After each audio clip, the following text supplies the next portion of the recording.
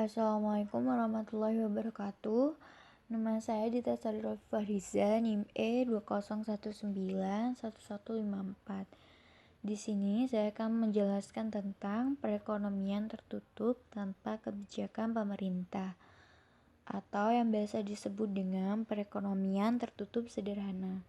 Perekonomian tertutup adalah arus perekonomian yang tidak melibatkan luar negeri sehingga tidak mengenal ekspor dan impor. Sedangkan perekonomian sederhana tidak melibatkan pemerintah dalam kegiatan perekonomian. Jadi, perekonomian tertutup sederhana adalah sistem perekonomian yang hanya melibatkan dua pelaku, yaitu rumah tangga dan perusahaan. Contohnya saat kita berbelanja di supermarket. Negara yang menerapkan sistem ekonomi tertutup cenderung mengisolasi diri dan memiliki kemandirian ekonomi. Saat ini, hampir semua negara di dunia melakukan sistem ekonomi terbuka. Hanya sedikit negara yang memperlakukan sistem ekonomi tertutup, di antaranya adalah Zimbabwe, Myanmar, dan Korea Utara. Ada 2 poin dalam pembahasan perekonomian tertutup sederhana. Poin pertama adalah konsumsi dan tabungan. Pendapatan nasional atau yang disebut sebagai yield merupakan sistem perekonomian tutup sederhana yang termasuk sisi rumah tangga. Ada 2 macam hal yang akan digunakan.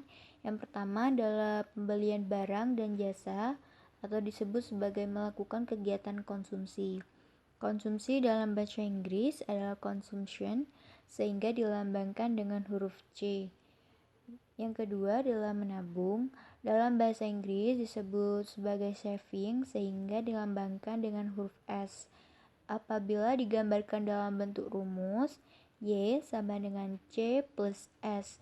Artinya Y sama dengan yield atau pendapatan nasional, C sama dengan consumption atau konsumsi, S sama dengan saving atau menabung.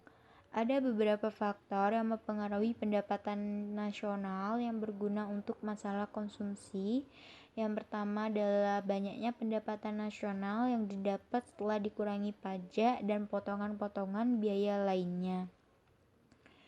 Yang kedua, komposisi anggota rumah tangga. Yang ketiga, kondisi lingkungan. Yang keempat, perkiraan masa depan. Maksudnya, perkiraan mengenai kenaikan atau penurunan barang-barang dan jasa di masa yang akan datang. Ada faktor-faktor yang berpengaruh terhadap pendapatan nasional untuk dialokasikan sebagai tabungan. Yang pertama, banyaknya pendapatan yang didapat oleh rumah tangga setelah dikurangi pengeluaran untuk dikonsumsi. Yang kedua, tingkat bunga. Kenaikan tingkat bunga akan meningkatkan kecenderungan untuk menabung dan berinvestasi. Yang ketiga, keinginan untuk berjaga-jaga terhadap kemungkinan terjadinya hal-hal yang tidak terduga di masa depan. Poin kedua adalah konsumsi dan investasi. Apabila tabungan berjumlah cukup besar, maka akan digunakan untuk kegiatan menghasilkan kembali barang dan jasa yang diperlukan konsumen. Dengan kata lain, tabungan akan digunakan untuk melakukan investasi.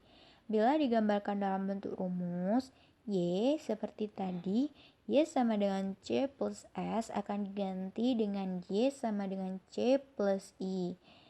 Y atau yield atau pendapatan nasional, C sama dengan consumption atau konsumsi, dan I adalah investasi. Faktor-faktor yang mempengaruhi besar investasi adalah tingkat bunga. Yang pertama adalah tingkat bunga. Kenaikan tingkat bunga akan mengurangi keinginan untuk berinvestasi dan sebaliknya. Yang kedua adalah jumlah permintaan. Semakin besar tingkat permintaan konsumen terhadap barang dan jasa, keinginan untuk melakukan investasi juga semakin besar.